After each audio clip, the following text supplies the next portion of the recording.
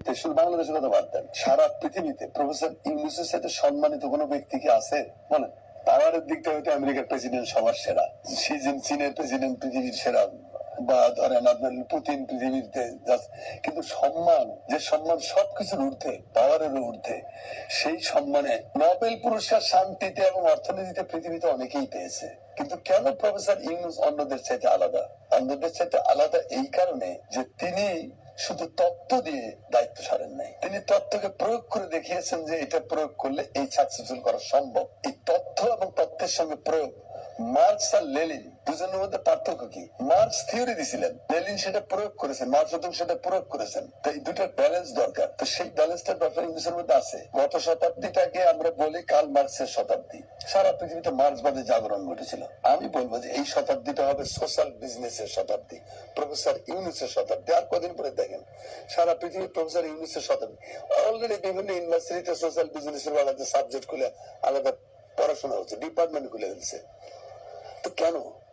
কারণ এতই নির্ভুল তার এই বক্তব্য, ক্যাপিটালিজমকে রক্ষা করার জন্য এবং একটা ওয়েলফেয়ার স্টেট বানানোর জন্য প্রফেসর ইউনূসের সোশ্যাল বিজনেসের কোনো বিকল্প নাই। তো এইরকম একটা লোক আপনার দেশে দায়িত্ব নিছে, এটা তো আমি মনে করি আমাদের জন্য সবাই ছোটখাটো ভুল ভাল তো তার উপদেষ্টাদের অনেকে করতেছে বা করে, কিন্তু সংশোধনও তো করতেছে, সংশোধনও করতেছে। প্রফেসর ইউনূস কোন বানের জলে ভেসে আসে কচুরি পানা না।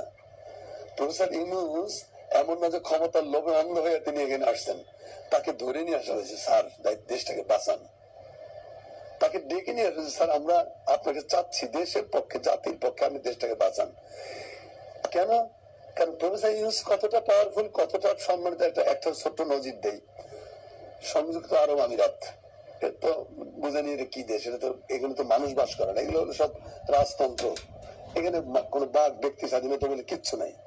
সেই দেশে 57 জন বাংলাদেশি 5 আগস্টের এই ঘটনার পরে মিছিল করছিল, আনন্দ মিছিল, বা হাসিনার বিরুদ্ধে 3-4 আগস্টে প্রতিবাদ মিছিল করছে। সেই জন্য আরব আমিরাতের আইনে বা আরব দেশগুলো তো বললাম তো মানুষের দেশ না, এগুলো রাজাদের দেশ। তো এই সমস্ত দেশ এগুলো বিরুদ্ধ, এগুলো নিষিদ্ধ। অতএব তারাই 57 জনকে ঢুকাই দিয়েছে জেলে, 10 বছর, 20 বছর, 30 বছর জেল দিয়া। সবাই ধরে নিল যে শেষ জ্ঞান। প্রফেসর ইউনূস আরব আমিরাতের প্রেসিডেন্ট যেটা এখন আছে, এটারে বলছে যে আমার লোকগুলোকে ছেড়ে দাও। একটা কথার জন্য সবগুলো ছেড়ে একদম বেগজুর কালার ছেড়ে দিচ্ছে। আপনি বুঝতে পারেন ব্যক্তিগত ইনফ্লুয়েন্স কাকে বলে? এই ক্ষমতা কি বাংলাদেশের আর কোন রাষ্ট্রনায়ক আছে? আর কোন ব্যক্তির আছে? রাষ্ট্রনায়কের কথা বাদ দেন, আর কোন ব্যক্তির আছে? এই চুপ্পু ফুপ্পু দিয়ে হবে এগুলো? এটা তো প্রফেসর ইউনূসের মতো ব্যক্তিত্ব দরকার, যাকে এই যে আজকে 192 জন নোবেল লরিয়েট তার পক্ষে বিবৃতি দিয়েছে। কি মনে করেন আপনি? এটা কি ছেলে খেলা? নোবেল লরিয়েট আপনি কইলো আর বিবৃতি স্বাক্ষর করে দিল? এটা বাংলাদেশে 3rd ক্লাস বুদ্ধিজীবী পেয়েছেন? স্বার্থের জন্য পারে না, এমন কোনো কাজ নেই। নোবেল লরিয়েটদের তো মিনিমাম একটা ইথিক্স আছে, তাদের মিনিমাম ইকুয়ালিটি আছে, তাদের মিনিমাম এডুকেশন আছে, তাদের বিপুল অ্যাকসেপ্টেবিলিটি আছে ওয়ার্ল্ডের সোসাইটিতে। তারা যখন তার পাশে দাঁড়ায় তখন আপনার গৌরব হয় না যে লোকটা আলাদা মানুষ?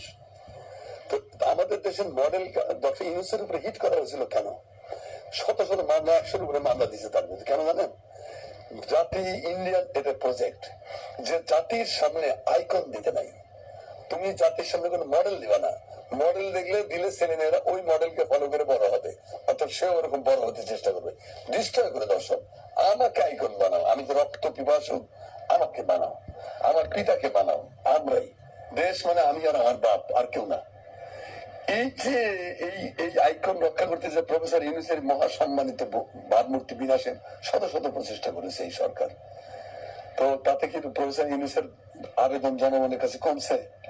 বাড়ছে আরো। বরং মানুষ হেট করতে শিখেছে এই পাপিষ্ঠদেরকে, যারা এই অপকর্মের বিরুদ্ধে ছিল, মানে অপকর্মের পক্ষে ছিল, তাদেরকে মানুষ হেট করতে শিখেছে। তো এটা দেখে প্রফেসর ইউনূস হাঙ্গামা করতেছে, তো বটেই, আরো করবে। তার কালচারাল পলিসি, তাকে হয়তো সেইভাবে তিনি যেটা এই গণবিপ্লবের যে আকাঙ্ক্ষা, গণবিপ্লবের যে ডিমান্ড, যে চাহিদা, সেগুলো হয়তো কালচার, শিক্ষায় বা ইনফরমেশন আসতে একটু সময় লাগবে। যেভাবে আমরা যে সমস্ত লোকদেরকে বিভিন্ন জায়গায় বসাচ্ছি, তাদের অনেকের সাথেই গণবিপ্লবের কোনো সম্পর্ক নেই।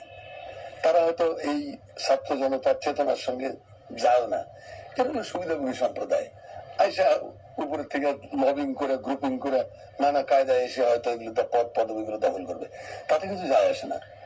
কারণ বাংলাদেশের ছাত্র জনতা গতকালকে যে ডেমনস্ট্রেশনটা দিয়েছে, এই ডেমনস্ট্রেশনে আমি হ্যাপি। এই জন্য হ্যাপি যে তারা জানিয়ে দিল যে আমরা কিন্তু ঘুমাইনি, আমরা কিন্তু বাড়ি ফিরে যাইনি।